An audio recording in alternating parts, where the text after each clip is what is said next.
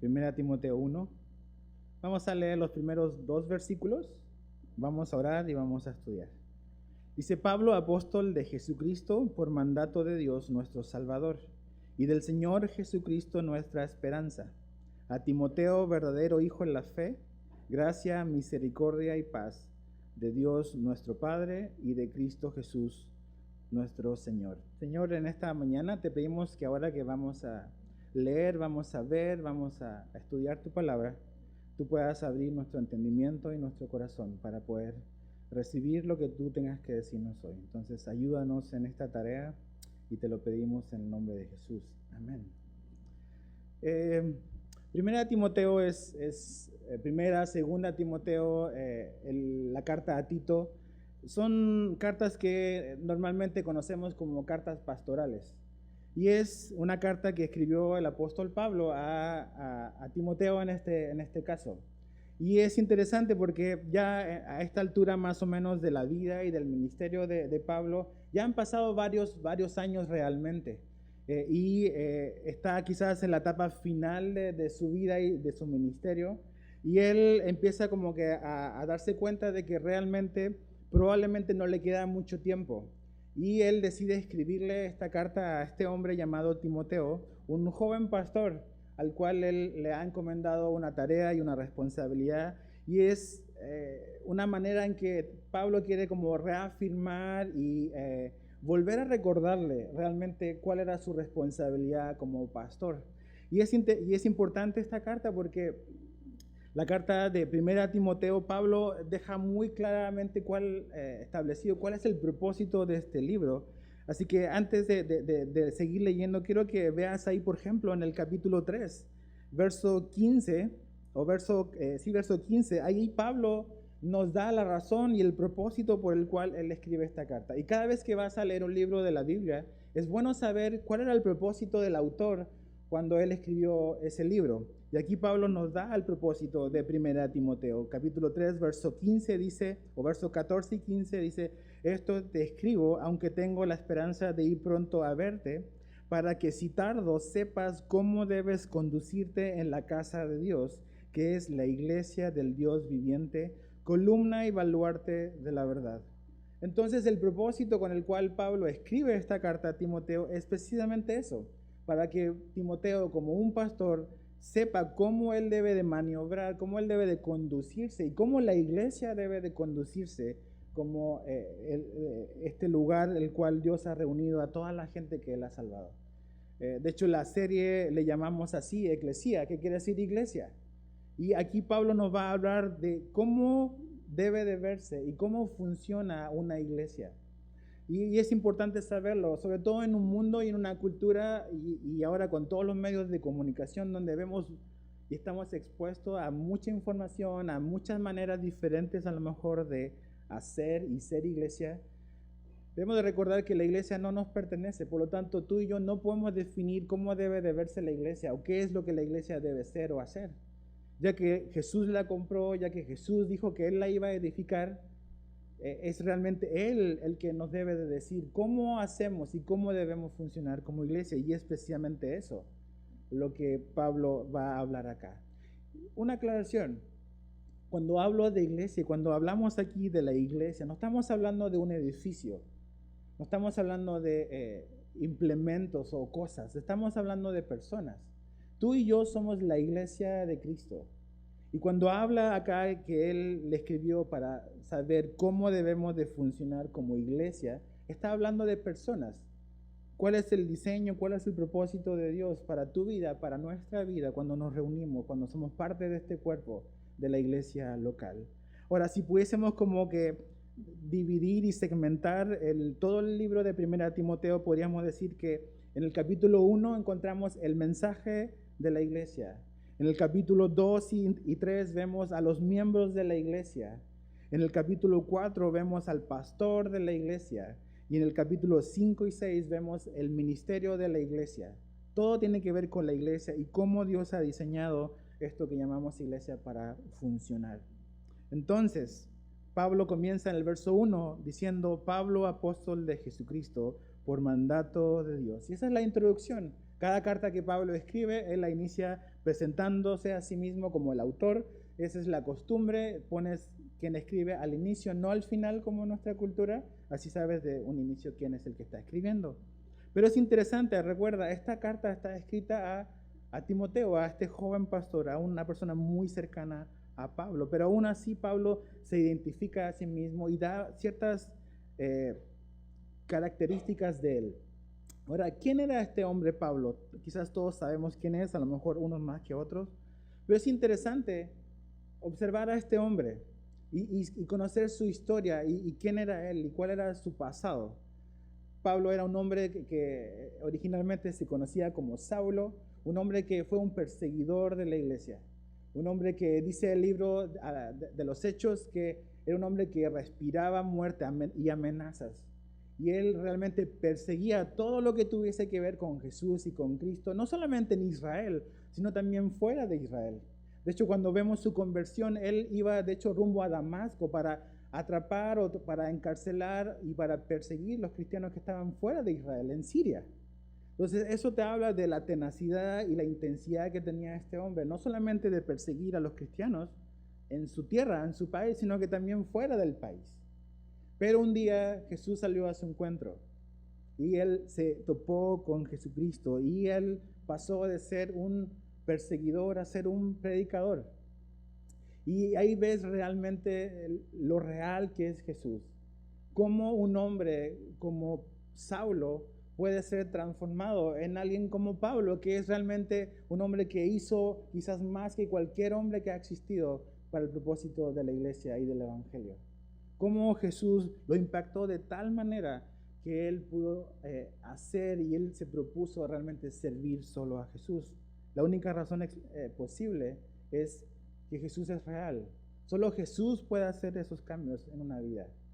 No importa quién seas tú, cuál sea tu pasado, qué estés haciendo, realmente cuando conoces a Cristo, Él va a cambiar tu vida.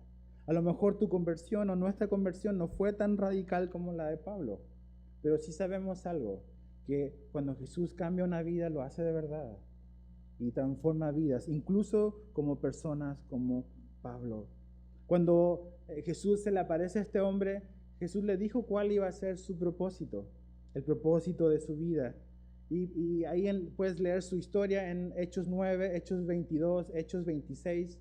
Y en una de esas referencias de su conversión, Pablo dice que el propósito con el cual Jesús le salvó era para hacerlo ministro y testigo de las cosas que él iba a ver.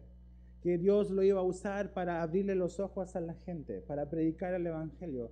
Que Dios lo iba a usar para que gente se convirtiera y viniese al evangelio de Cristo. También Jesús le dijo o reveló desde un inicio que Pablo iba a ser un hombre que iba a sufrir mucho por causa del evangelio. Pero ves a este hombre siendo perseverante y siendo fiel por tantos años. Y su tiempo de partida probablemente está cercano y él empieza a ver y a pensar de que él no va a estar toda la vida. Y es por eso que él le escribe a este joven pastor. Y él se presenta. Ahora lo que me llama la atención es que él, aún y a pesar que le está escribiendo a Timoteo, alguien tan cercano a él se presenta como apóstol. Y sabes qué, eso es importante, porque esta carta no es una carta tanto como personal, así como informal. Es una carta pastoral, es una carta apostólica. Y a pesar de que Timoteo era muy amado y es como dice aquí, es como un hijo, un verdadero hijo en la fe, aún así Pablo se presenta y le dice, yo soy un apóstol. Y ¿sabes qué? Creo que es importante, porque a veces tendemos a confundir a veces las amistades. Y Dios ha puesto personas a nuestro lado y Dios me ha regalado personas como amigos en el ministerio. Pero a veces es fácil como que olvidarnos que también Dios ha puesto personas y esos mismos amigos o compañeros de ministerio también son personas que tienen autoridad sobre mi vida. A lo mejor Timoteo podía correr el riesgo de decir, pues Pablo es casi como mi cuate y faltarle el respeto o no tomarle el peso a las palabras que él tenía que decirle. Y Pablo le dice, Timoteo, eres mi hijo verdadero en la fe, pues también yo soy un apóstol de Jesucristo. Y nunca te olvides de eso. del llamado que Dios me dio y que yo he sido como un papá para ti. Y pon atención y presta atención a lo que te voy a decir, porque te lo estoy diciendo con la autoridad que me dio el Señor. Y es bueno tener esas personas en nuestra vida. Sí, amigos, hermanos, compañeros, pero también gente que está sobre nosotros y que tiene una autoridad sobre nuestra vida. No autoritarismo, porque nunca ves eso en la vida y en la relación de Pablo con Timoteo, pero sí autoridad para decir, esto que estás haciendo está mal, debes de cambiar. De hecho, una palabra que se repite a lo largo de toda la carta es manda, te mando, manda y mucha instrucción. Y realmente eso es importante y es necesario en nuestra vida. Tener personas que nos vayan guiando y nos vayan orientando y diciendo, esto está bien, esto está mal, vete por aquí, vete por allá. Necesitamos personas así. Y Pablo tenía a su Timoteo y Timoteo tenía a Pablo. Ahora una pregunta que surge es, Pablo se identifica así como apóstol. La pregunta es, ¿existen apóstoles hoy? Porque vemos el apóstol tanto y acá el apóstol y todo el rollo. La pregunta es, ¿existen apóstoles como existían en el tiempo bíblico? Yo creo que mi opinión personal es que no. Realmente el sentido estricto de la palabra, como lo vemos en el Nuevo Testamento, no creo que hayan apóstoles iguales que esos. La palabra apóstol quiere decir comisionado o enviado, es como un embajador. Jesús tuvo apóstoles. Jesús llamó a Pablo, se le apareció a este hombre llamado Pablo, lo comisionó, fue un apóstol, un enviado. Pero nunca ves en la Biblia, realmente en el Nuevo Testamento, como una instrucción clara de parte de Jesús o de parte de los apóstoles originales de vayan y hagan apóstoles. ¿Qué fue lo que dijo Jesús? Vayan y hagan ¿qué? Discípulos. Vayan y hagan discípulos. El mismo Pablo en su segunda carta a Timoteo, capítulo 2, verso 2, va a decir, encarga a hombres fieles. No dice Timoteo, discipula o abre una escuela de discipulado de apóstoles. Es encarga a hombres fieles. El mismo Pablo a otro pastor joven, a Tito, en Tito capítulo 1, verso 5, Pablo le dice, establece ancianos en cada ciudad. Y esa palabra ancianos son pastores. Establece pastores, ancianos en cada ciudad, no apóstoles en cada ciudad.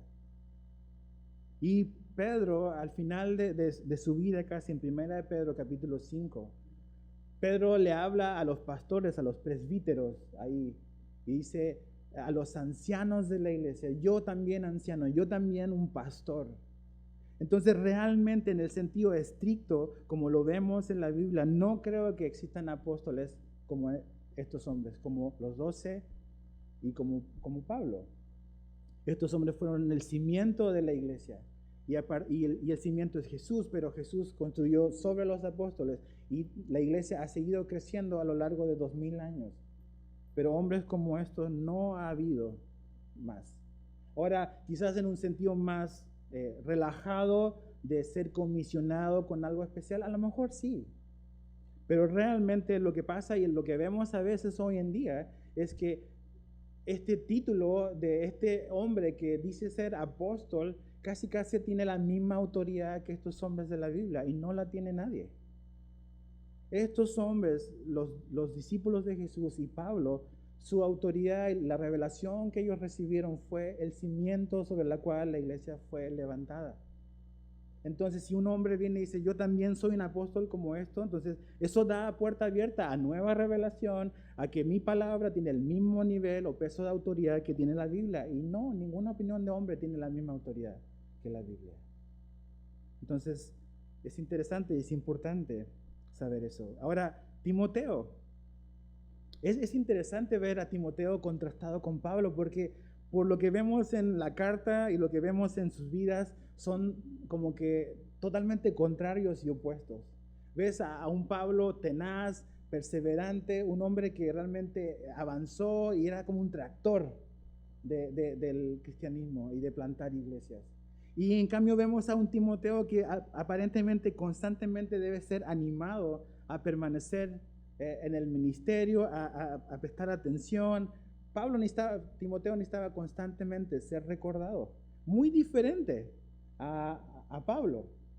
Y es hermoso ver eso, de que para servir a Dios no tenemos que ser todos iguales. Dios no anda interesado en clones. Dios quiere que nos parezcamos más a Jesús. Y ves lo hermoso de la combinación de un hombre como Pablo, pero también un pastor joven como Timoteo. Ahora, ¿de dónde era Timoteo? Dice, de una ciudad llamada Listra. Pablo pasó por ahí varias veces y de hecho en su segundo viaje misionero, Pablo conoce a Timoteo y lo invita a unirse a su equipo misionero. ¿Y qué sabemos de Timoteo? Su madre y su abuela eran creyentes, su padre era griego, era un discípulo de Jesús, dice el libro de Hechos, y era un hombre que tenía buen testimonio. Y me encanta como después en la carta a los Filipenses, Pablo se refiere a Timoteo. Y básicamente lo podríamos resumir en dos cosas. Timoteo, tal como Pablo, amaba a Cristo y amaba a la iglesia de Cristo. Y eso fue lo que realmente el común denominador entre Pablo y Timoteo. Un amor por Cristo sublime y un amor por la iglesia de Cristo. Pablo dice, no tengo a nadie como él. Un mismo espíritu, un mismo sentir, el mismo ánimo. Todos buscan lo suyo, pero Timoteo no buscaba lo suyo, sino lo de Cristo. Y sabes que necesitamos hombres así. Y tú necesitas ser un hombre y una mujer también con esas cualidades. Un amor por Cristo, un amor por la iglesia. Y a lo largo de todos estos años, esta amistad y esta relación se ha hecho fuerte entre este hombre, Pablo, y este joven pastor, Timoteo. Y si tú eres un hijo en la fe. O sea, realmente Pablo ha sido esa figura de padre que lo ha llevado a crecer, a madurar, a alcanzar esa madurez espiritualmente. Y tú y yo necesitamos personas así en nuestra vida. Alguien dijo una vez de que todos necesitamos un Pablo en nuestra vida y todos necesitamos ser un Pablo para otro Timoteo.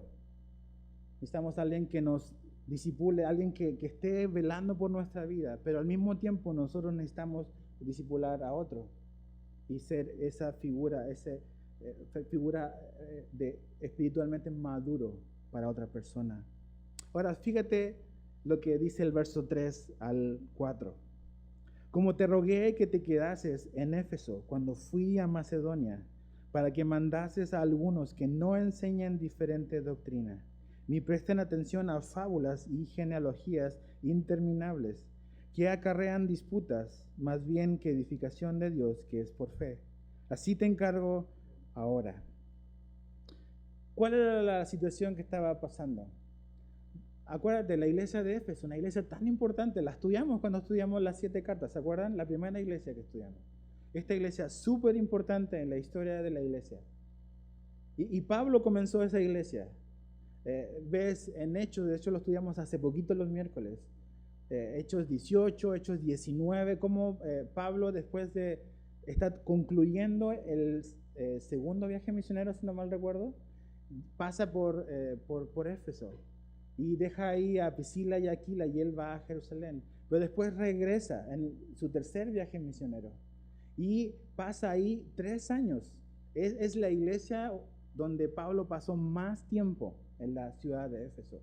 Y se establece ahí y empieza a formar esta iglesia que era tan importante.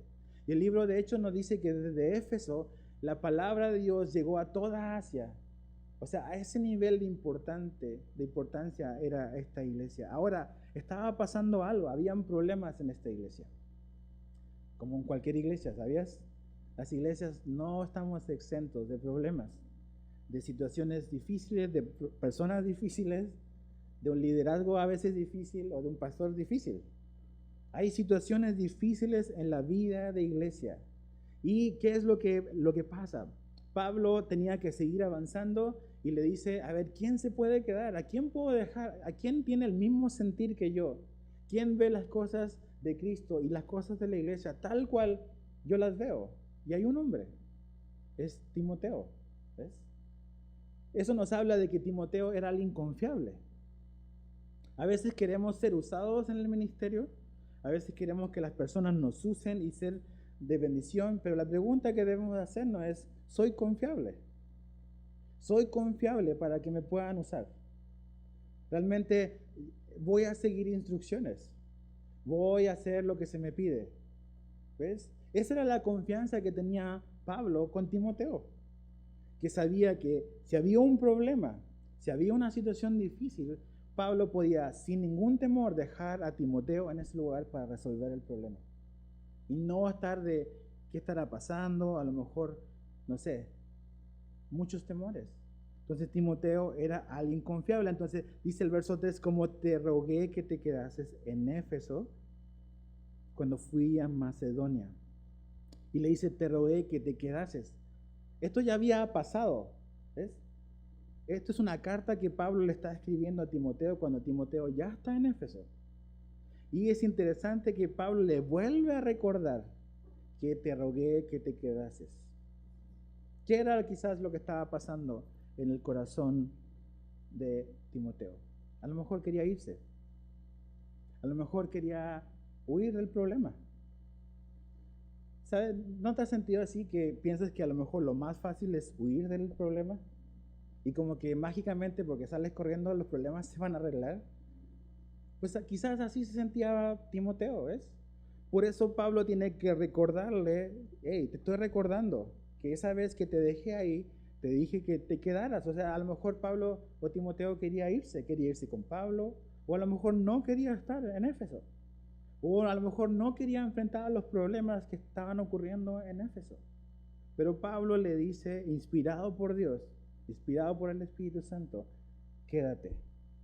Quédate en Éfeso y no solamente quédate, quédate y haz lo que se te pide que hagas.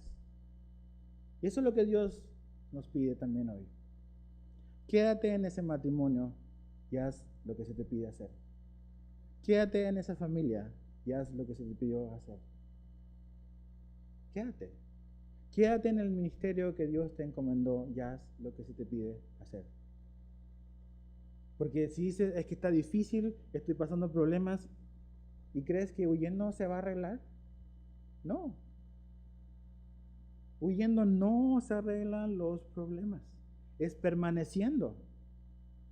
Es permaneciendo hasta que Dios diga lo contrario. ¿Qué nivel de compromiso tuvo Jesús con la causa por la cual Él vino? Él vino a este mundo y murió aquí. Él no renunció antes. Él murió acá. ¿Qué nivel de compromiso y de fidelidad Jesús es digno hasta el final? Y creo que la única razón válida para salir y abandonar algo es si explícitamente Jesús te lo pide y te lo muestra. Pero cuando Pablo le dice, quédate, que te quedases, es Pablo, Timoteo, sé que está difícil, sé que ahí tienes que enfrentar a personas, sé que vas a tener que enfrentar situaciones complicadas, pero quédate y haz lo que te estoy pidiendo. Esa es autoridad. Y le está diciendo, no te estoy pidiendo tu opinión, Timoteo. No, o sea, sé lo que sientes quizás, pero te estoy dando una instrucción. ¿Y cuál es el nivel de mando? Dios, Pablo, Timoteo y algunos, como dice acá. ¿Y sabes qué? Es bueno saber eso. La Biblia pinta y nos muestra a la iglesia como un cuerpo.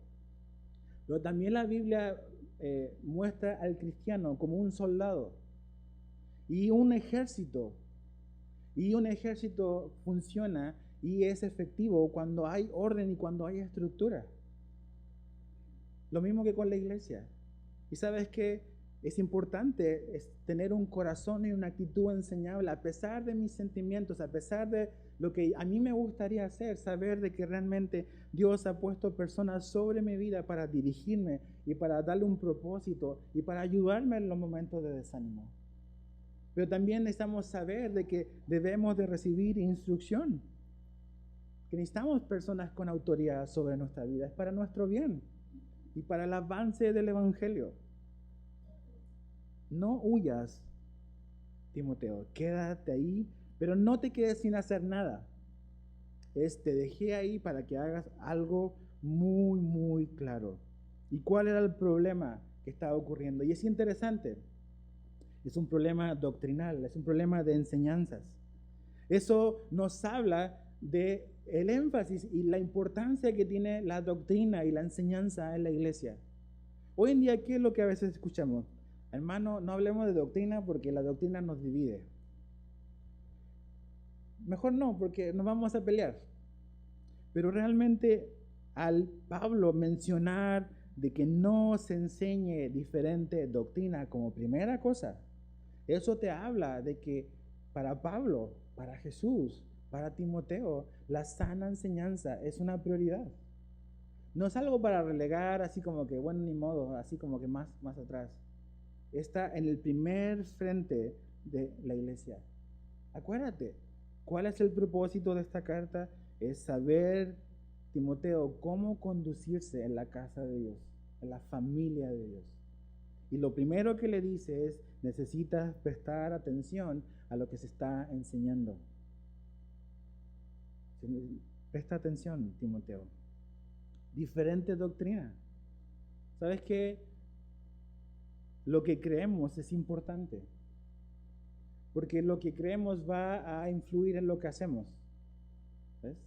Entonces, si yo tengo una enseñanza errónea, se va a manifestar en cómo yo vivo, en cómo tú vives. Entonces, es muy importante permanecer y conocer la verdad.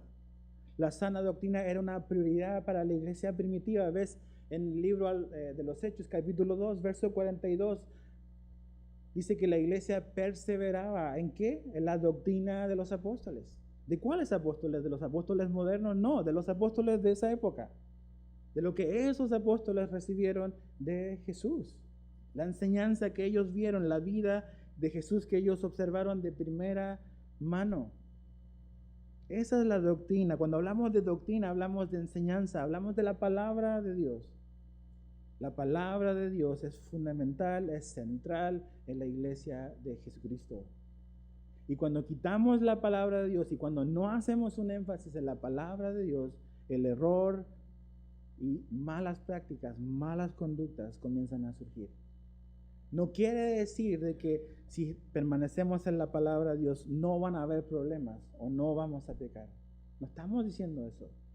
Lo que estamos diciendo es que la palabra, la sana enseñanza nos va a ayudar a tener una sana fe. Y como resultado de una sana fe vamos a tener sanas obras. Ese es el orden. Sana enseñanza, sana fe, sanas obras. Eso es. Y Pablo le dice, ¿sabes qué? Presta atención a eso.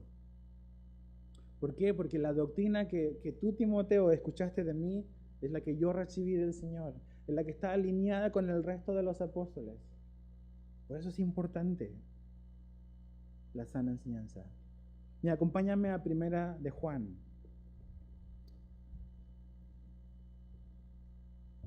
Primera de Juan, capítulo 1.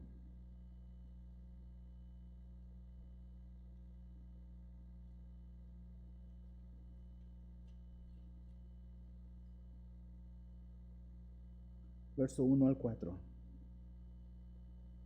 Fíjate lo que Juan nos dice.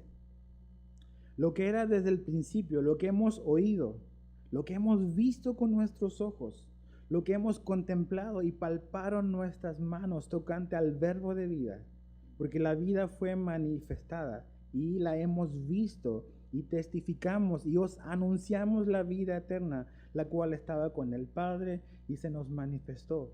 Lo que hemos visto y oído, eso os anunciamos, para que también vosotros tengáis comunión con nosotros. Y nuestra comunión verdaderamente es con el Padre y con su Hijo Jesucristo. Estas cosas os escribimos para que vuestro gozo sea cumplido. Juan dice, lo único que nosotros hemos hecho como apóstoles simplemente es escribir todo lo que vimos en Jesús. Todo lo que Jesús nos enseñó. Eso es lo que estamos escribiendo. Y esa es la sana enseñanza. Esa es la palabra que nos va a dar la fuerza, nos va a nutrir, nos va a confrontar, nos va a exhortar. Pablo va a hablar del propósito de la palabra de Dios en su segunda carta. Que toda la escritura es útil. Absolutamente toda. Y una iglesia va a ser fuerte cuando sea fuerte en la palabra de Dios. Una iglesia va a permanecer firme cuando el cimiento está puesta en la palabra de Dios, no en emociones, no en sentimientos. La iglesia no está para entretener a la gente. No venimos a ver un show aquí adelante. Venimos a ser instruidos, a ser enseñados, a conocer mejor cada día a nuestro Dios y nuestro Salvador. Eso es lo que necesitamos permanecer. Pero otra vez, es importante lo que creemos, porque realmente lo que yo creo se va a manifestar en actitudes y en acciones. Y ojo, no estoy diciendo lo que digo creer, sino lo que realmente creo en mi corazón. Yo puedo decir algo y realmente no necesariamente creerlo. A veces como cristianos decimos muchas cosas simplemente para que no nos digan que somos raros, que no somos cristianos, pero realmente ¿qué es lo que crees lo más profundo de tu corazón de Jesús? ¿Qué es lo que crees respecto a la Biblia? ¿Qué es lo que crees respecto a Dios? Eso es importante, porque finalmente de lo que abunda en el corazón es lo que mi vida va a ser un reflejo de. Jesús dijo que del corazón salen todas las cosas. ¿Te acuerdas lo que dijo Jesús? De ahí sale todo. Entonces, y el corazón está conectado con la mente. El corazón es el asiento donde están todas esas cosas. Y si en ese lugar la palabra de Dios está abundando, y el consejo, la instrucción, la sabiduría de Dios tiene lugar ahí, eso invariablemente va a afectar la manera en que tú y yo vivimos y caminamos. Cuando ves las cartas que Pablo escribió, por ejemplo, nunca ves que con lo que él comienza es la parte práctica. Él siempre parte, cada una de sus cartas, con la parte doctrinal o la parte teológica, podríamos decirle. Y después él pasa a la parte práctica, porque lo que creemos va a influir en lo que hacemos. Ese es el orden. Lo que creemos, el por qué creemos esto, por qué Dios nos ha dicho esto, eso va a influir en cómo vivimos. Entonces es importante lo que tú crees. Hoy en día tenemos acceso a muchas cosas, pero el lugar más seguro y más confiable para conocer a Dios sigue siendo la Biblia. Ten cuidado de dónde estás formando tu opinión de Dios. Ten cuidado. A veces la gente le cree más a cadenas de WhatsApp que a lo que dice la Biblia. O hay personas que se han formado una imagen de Dios leyendo La Cabaña, por ejemplo, el libro. La Cabaña no es un lugar donde vas a sacar teología de quién es Dios. Tienes todo este libro para conocer donde Dios se ha revelado a sí mismo y donde Él nos ha mostrado quién es Él. Y cuando somos alimentados por esto, nuestra vida va a caminar de una manera diferente. Ahora, cuando Pablo habla de enseñen diferentes doctrinas, pensaba un poco en esto. Timoteo estaba en Éfeso y Timoteo tiene la buena enseñanza de Pablo. Pablo no está dudando de qué enseñanza está dando Timoteo, porque dice, hay algunos ahí que necesitan ser corregidos. No son muchos, son algunos, pero hay. Entonces pensaba un poco en eso, que quizás la enseñanza, a lo mejor dominical, de cuando la iglesia se reunía, era buena porque era una enseñanza la que daba Timoteo, probablemente. Pero Pablo no solamente está preocupado de la enseñanza principal que está dando Timoteo, que es buena. Pablo también está preocupado de la enseñanza que dan otras personas, a lo mejor en otros ministerios en la iglesia de Éfeso. Y sabes que en esta iglesia queremos ser súper cuidadosos con lo que tus adolescentes están aprendiendo, los jóvenes están aprendiendo, los niños están aprendiendo. Queremos que todo pueda tener una sana enseñanza. No solamente lo que oímos aquí al frente, sino lo que tus hijos están oyendo en este momento. Y a veces decimos, son niños, no importa lo que se enseña ahí. Es súper importante. De hecho, esta instrucción de Pablo nos habla de que eso es importante, de que cada persona que enseña en la iglesia pueda tener una sana doctrina. Y somos bien picky en eso en esta iglesia, la verdad. Queremos realmente ser fiel a este libro. No que somos infalibles, pero realmente le queremos dar la importancia que este libro tiene. Y cada persona que en cierta manera quiera representar a esta iglesia, no solamente a Jesús, no solamente el Evangelio, sino a representar a esta iglesia. Queremos saber bien qué cree antes y ver si eso está alineado con la palabra de Dios. Sana enseñanza. Ahora, me acuerdo que hace muchos años atrás mi pastor me dijo, mira, te voy a dar un consejo. ¿Qué es doctrina? La palabra doctrina básicamente quiere decir enseñanza. ¿Qué es doctrina en una iglesia? Y sigue estos 3 consejos. No son generales y no siempre aplican para todos, pero es una buena guía. Él me dijo, lo primero que tienes que ver es si Jesús lo enseñó. ¿Jesús enseñó eso? Después, segundo paso, lo enseñaron los apóstoles de la Biblia. ¿Lo enseñaron? Y tercero es, lo practicó la iglesia primitiva. Si sigues esos 3, si Jesús lo enseñó, si lo enseñaron los apóstoles y si la iglesia primitiva lo practicó, eso es una doctrina que creemos. Pero si no están esos 3 cosas, son verdades bíblicas, pero no son obligación y no es una doctrina fundamental. Un ejemplo, Jesús le lavó los pies a sus discípulos. ¿Se acuerdan? Juan 17. Jesús le dijo, esto mismo ustedes tienen que hacerlo. Esa fue la enseñanza de Jesús. Ahora, ¿significa que literalmente tenemos que lavarnos los pies unos a otros? Puede ser. Hay iglesias que lo practican y no tiene absolutamente nada de malo. ¿Es una doctrina fundamental del cristianismo? No. Porque no lo enseñaron los apóstoles y no lo practicó la iglesia primitiva. Ahora, ¿qué es una enseñanza y una doctrina esencial? El arrepentimiento. Lo enseñó Jesús, el arrepentimiento lo predicaban los apóstoles y el arrepentimiento lo enseñó la iglesia primitiva. El arrepentimiento sí es una doctrina esencial del cristianismo, a diferencia de a lo mejor otras cosas. Entonces trata siempre de analizar todas las cosas, no con un espíritu crítico, sino con un filtro para protegerte y para poder tener un balance en las cosas de la palabra de Dios. Ahora fíjate cuál era el problema que había acá. Dice que estaban haciendo estos hombres o estos alumnos. Dice, ni presten atención a fábulas y genealogías interminables que acarrean disputas. No sabemos realmente quizás a qué se está refiriendo Pablo, pero básicamente es lo que está introduciéndose a la iglesia son mitos y genealogías. En la carta a Tito, por ejemplo, Pablo habla de que esas genealogías estaban relacionadas con fábulas judaicas. ¿Con quién tuvo problemas Pablo? Muchas veces con los judaizantes de su época. Le andaban pisando siempre los talones. Donde iba Pablo, iban los judaizantes, que querían hacer que los cristianos siguieran la ley de Moisés y se relacionaran con Dios a través de la ley. Probablemente está relacionado con eso, con fábulas, con cosas engañosas, con historias de hombres. ¿Y sabes qué otra vez? ¿Qué estás creyendo? ¿Qué estás leyendo? ¿Qué estás estudiando? ¿A quién estás escuchando? El conocimiento o estas cosas, fábulas o mitos o genealogías, solo traen disputas. De que yo vengo y desciendo de tal persona, no es relevante. De que si tienes antepasados judíos o no, no es relevante. Lo que importa es Jesús y el Evangelio.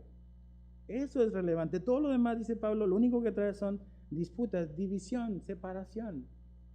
Ahora, fíjate lo que trae el Evangelio o la sana doctrina. Dice, verso 5, pues el propósito de este mandamiento, o sea, ¿cuál mandamiento? De no enseñar doctrina diferente. Dice, es el amor nacido de corazón limpio y de buena conciencia y de fe no fingida.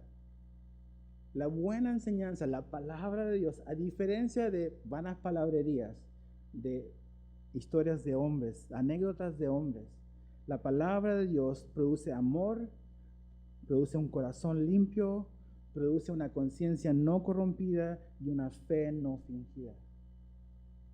Ese es el test, esa es la evidencia de la palabra de Dios. Todas esas cosas producen la palabra de Dios en el corazón de un hombre. Por eso debemos de permanecer en ellas. Por eso. Tú dices, pero es que hay muchas religiones que hablan del amor.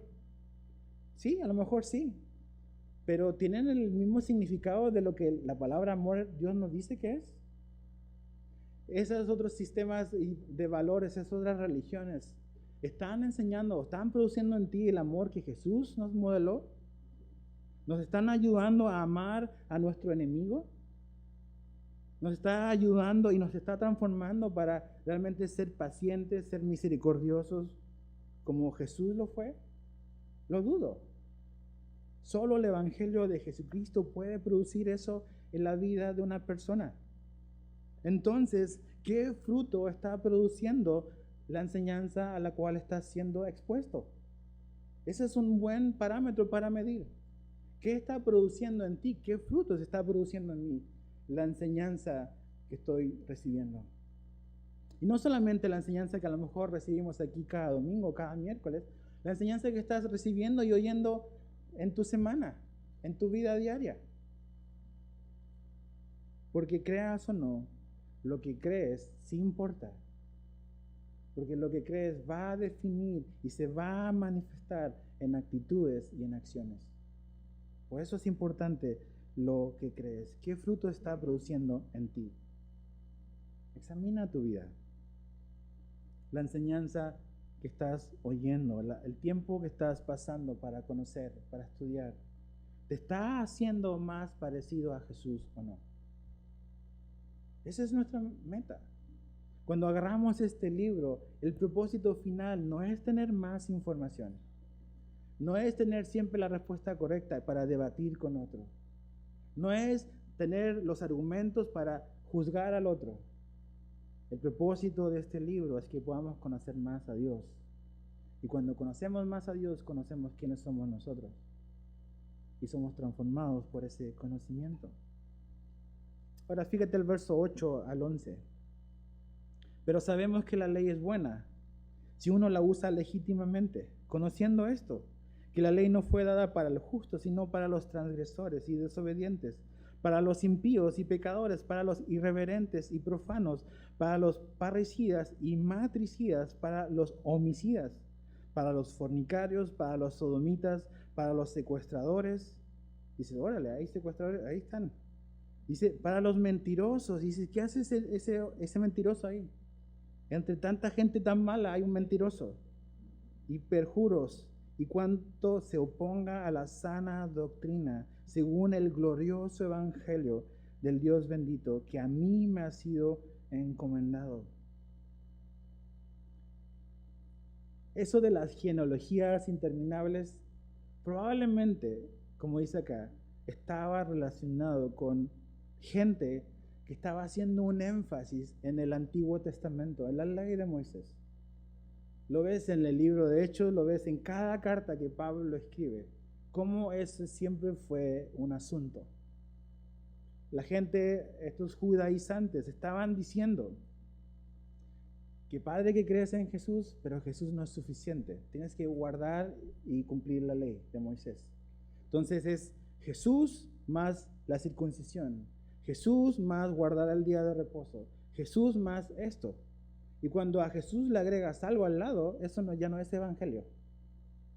Pablo dice, ese es otro evangelio, eso no es evangelio, dice la carta a los Gálatas. Cualquier intento de nuestra parte, o de tu parte, o de cualquier grupo, de cualquier iglesia, de querer ponerle algo al lado a Jesús como requisito para ser salvo, es un falso evangelio. Y eso era lo que estaba pasando con estos judaizantes. Decían, ok, cree en Jesús, pero también necesitas circuncidarte. Necesitas hacerte judío para venir a Dios. Y el Evangelio nos dice, no necesitas hacerte judío, necesitas venir a Jesús para venir a Dios. Eso es. Entonces, estas disputas de genealogías probablemente tenían que ver con esta gente que usaba la ley de Moisés. Cuando habla de la ley, está hablando de la ley que Dios le dio a Moisés. Entonces es interesante lo que Pablo dice, que la ley es buena si se usa legítimamente. Tampoco se trata de, la ley es mala, ya no sirve, no tiene ninguna importancia. Pablo dice en Romanos de que la ley es buena, es justa, es santa, es muy, muy buena, si la usamos legítimamente. Si la usamos legítimamente. ¿Cuál es un uso ilegítimo? ¿Cuándo es un uso ilegítimo? Cuando queremos ser justificados ante Dios mediante el cumplir la ley. Ese es un uso ilegítimo. Si yo pretendo, o si tú pretendes, o si alguien viene y te dice, ¿sabes qué? Puedes ser declarado justo, puedes hallar el favor de Dios si tú te circuncidas, o si tú guardas los días de reposo, si tú guardas esto, si tú haces eso, vas a tener el favor de Dios. Eso es totalmente anti-evangelio. Ese es usar la ley ilegítimamente. Y sabes qué, si tienes dudas con eso, te recomiendo que leas el libro a los Gálatas. De eso habla Pablo ahí, pero acompáñame a Gálatas 3. Vamos a leer algunas cosillas de lo que Pablo dice a los Gálatas. ¿Ves? A los judaizantes no les gusta el libro a los Gálatas y lo van a poner en duda. Gálatas 3, 10 al 11.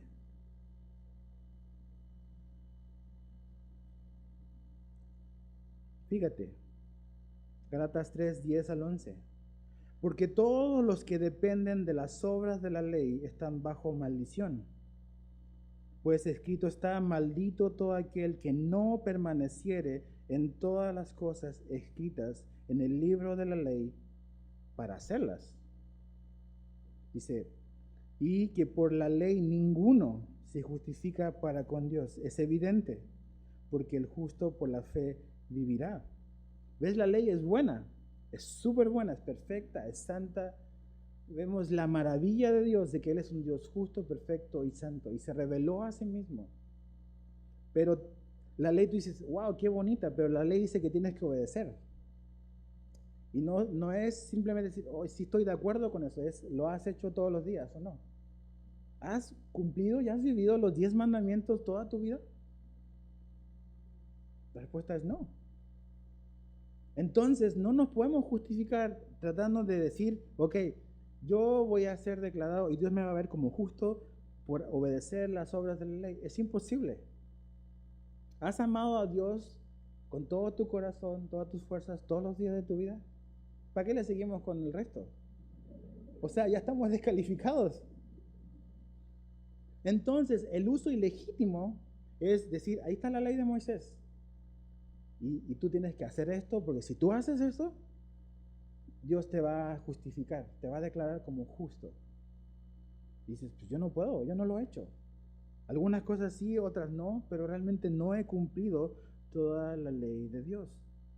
Entonces, ¿qué es lo que estaban haciendo estas personas? Era eso. Decirte que padre que creas en Jesús, pero necesitas circuncidarte, hijo.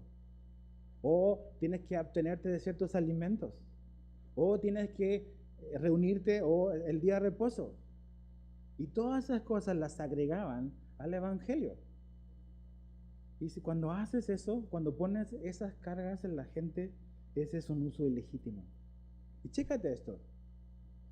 Si la ley de Dios, que es perfecta, justa y santa, no te puede hacer justo, ¿tú crees que otro sistema de hombres lo va a hacer?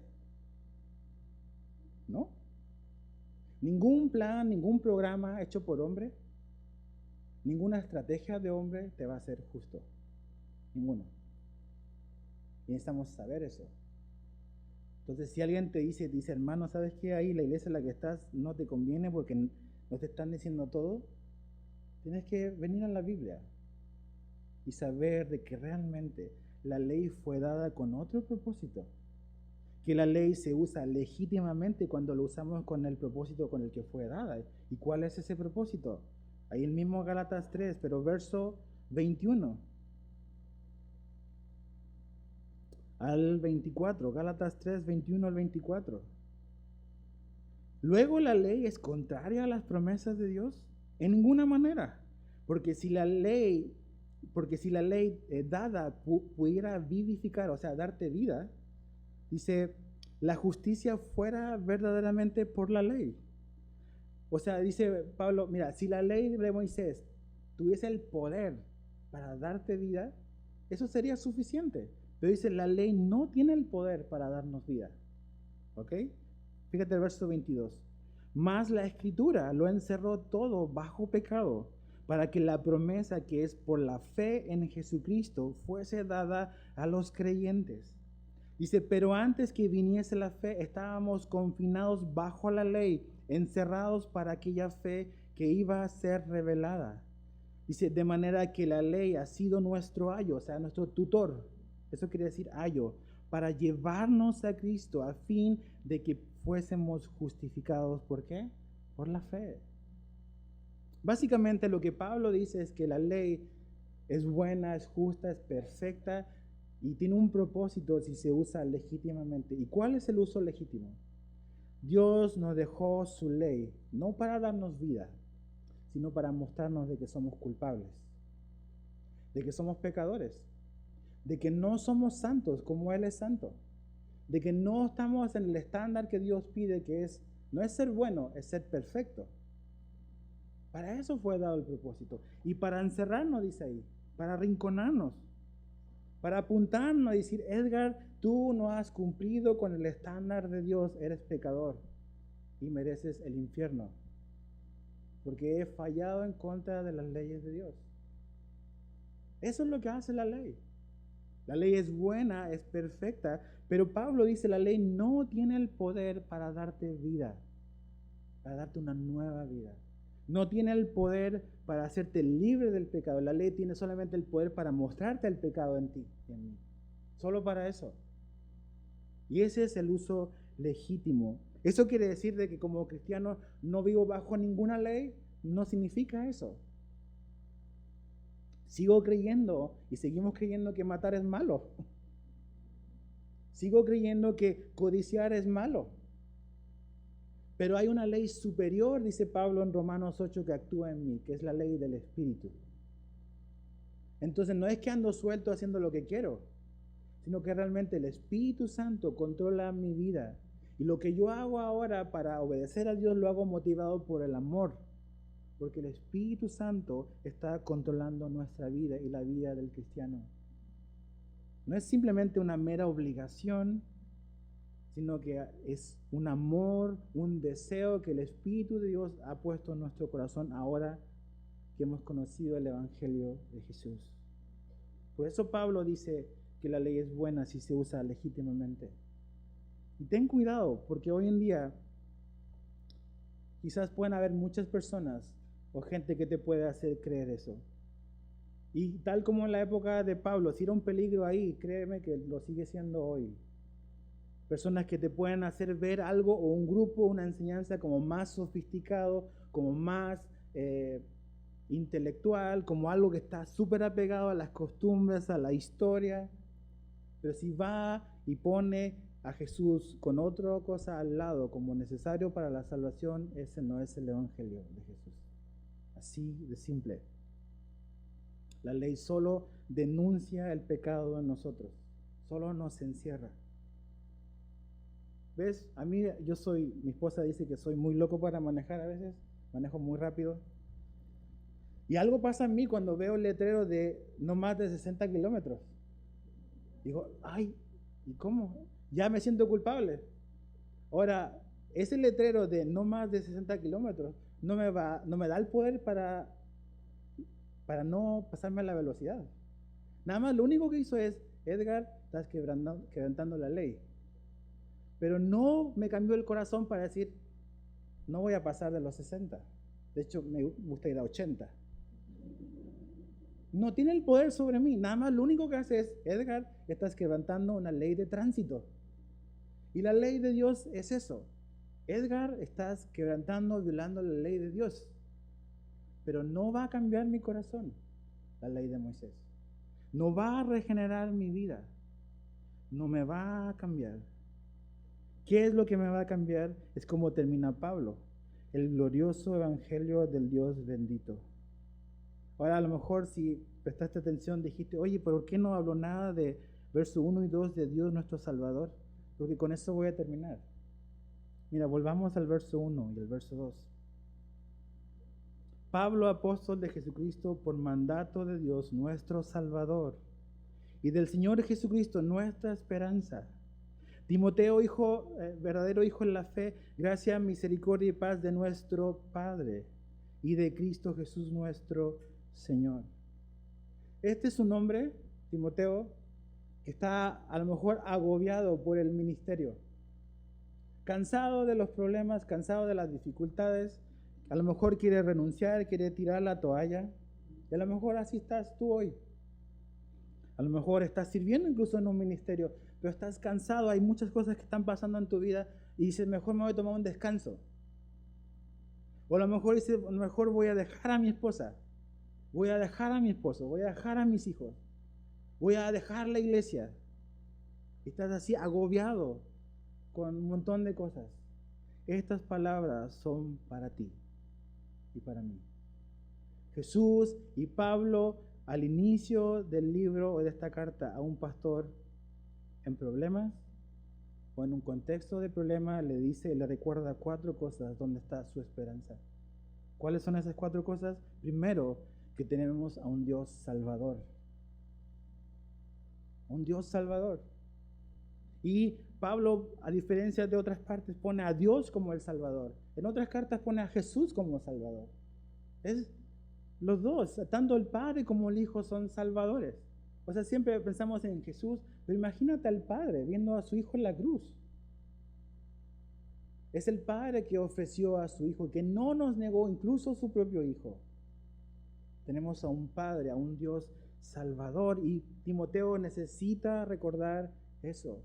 En medio de las dificultades, en medio de gente complicada en la iglesia, en medio de problemas difíciles, en medio a lo mejor tú de tu matrimonio con problemas, a lo mejor en medio de una salud frágil, necesitas recordar de que nuestro Dios es un Salvador. Número 2, dice que Jesús es nuestra esperanza. La esperanza no está en el ministerio. La esperanza no está en que las cosas quizás puedan mejorar, aunque lo queremos. Nuestra esperanza está en Jesús, en quién es Él, en que Él va a regresar por nosotros y que somos su iglesia. Esa es nuestra esperanza y ahí debes de volver a poner tus ojos. Eso es lo que le está diciendo a Timoteo. 3, que tenemos un Padre. No solamente Dios es un Salvador, Él quiere ser un Padre. ¿Sabías? Yo no sé cuál haya sido tu relación con tu papá. A lo mejor tu papá no te modeló un buen rol de lo que es un padre. Y a lo mejor te cuesta mucho entender este concepto de Dios como Padre. Pero sabes que eso es lo que Él quiere ser para ti. Y quiere corregir a lo mejor malos ejemplos que has visto en tu vida. Un Padre es cercanía. No solamente alguien que me salva, alguien que quiere ser ese Padre para mi vida. Que me va a ayudar a crecer, que me va a guiar, que va a estar conmigo. Eso quiere ser Dios. Y eso es lo que Timoteo necesita recordar, que tiene un Padre. Y por último, que no solamente Jesús es nuestra esperanza, Jesús es nuestro Señor. Y es aquí donde muchos tenemos problemas. Nos encanta y damos gracias porque Jesús es un Salvador. Pero no todos están contentos en que Jesús sea el Señor de su vida. Todos queremos hacer nuestra voluntad. Y todos batallamos cuando tenemos que decidir. Esto es lo que yo quiero. Son mis sueños, ¿no? Tengo todos estos propósitos para este 2018, pero Jesús me está guiando a otra cosa. Y estamos en esa tensión de pensar ingenuamente que mis planes son mejores que los suyos. Que realmente yo quiero algo mejor para mi vida que lo que Dios quiere para mi vida. Jesús no solo quiere ser y no solo es un Salvador, Él es un Señor. Y sí, es un Padre. Ahora, quiero terminar con esto. Porque a lo mejor te puedes estar yendo con esta idea de, ok, solo se trata de, voy a cambiar mi manera de pensar. Entonces, si realmente mi vida cambia solo si cambio mi manera de pensar, los cambios van a ocurrir en mi vida. Eso no es así. Todos los sistemas como de fe, filosóficos o religiones están basados como en 3 cosas. Algunos están basados en pensamientos. Entonces, lo único que te dicen es, comienza a pensar diferente y vas a ser la persona que quieres ser. Solo cambia tu manera de pensar. Hay otros sistemas de fe o filosóficos que te dicen que está basado en los sentimientos o las emociones. Entonces, lo que realmente necesita tu vida para cambiar es tener una experiencia mística. Un encuentro con tus emociones y tu vida va a cambiar. Y hay un tercer tipo de filosofía o religión que está basado en acciones. Entonces, básicamente eso te dice, ¿sabes qué? Somos pragmáticos. Si tú comienzas a hacer y a cambiar, esto es lo que vas a terminar siendo. Pero son cosas por hacer. El cristianismo tiene cosas de las tres, pero tiene algo más que eso. Mucho más que eso. Y es que Dios vino, tomó forma de hombre y se reveló. Y todos estos sistemas de fe, todos estos sistemas filosóficos, lo que te dicen es, si tú haces esto, si partes cambiando tu manera de pensar, si partes teniendo una experiencia o si partes cambiando tus acciones, vas a finalmente poder ser la persona que quieres ser o una persona nueva. Jesús cuando viene, Él comienza donde todos quieren llegar. Él comienza diciéndote, yo te voy a hacer una persona nueva. Y después vas a aprender y vas a llenar tu mente con la enseñanza. Entonces la nueva vida o una nueva vida no comienza simplemente con tener las cosas claras en mi mente y llenar mi cerebro de cosas correctas. Nuestra vida, tu vida va a cambiar. Y si tú no eres un creyente, si no has rendido tu vida a Jesús, tu vida solo va a cambiar si Jesús la cambia, si vienes a Jesús. No es tener la información correcta únicamente. Después vas a aprender y necesitas enseñanza y sana enseñanza. Pero lo que te va a dar vida eterna es Jesús. Lo que va a cambiar tu vida es Jesús, tal como la cambió con Pablo, tal como la cambió en Timoteo. Entonces, ¿qué vas a hacer? ¿Qué vas a decidir? Este nuevo año que comienza es una nueva oportunidad para poder comenzar a llenar, ahora que le conoces, tu mente, tu corazón con la palabra de Dios. Estamos leyendo la Biblia en un año. ¿Cómo vas con eso? El año pasado tuvimos discipulados. ¿Cómo terminaste eso? ¿Qué tan intencional estás siendo en llenar tu corazón y tu mente de un conocimiento que da vida? Que Dios nos ayude a tratar de examinar qué estamos creyendo a la luz de cómo estamos viviendo.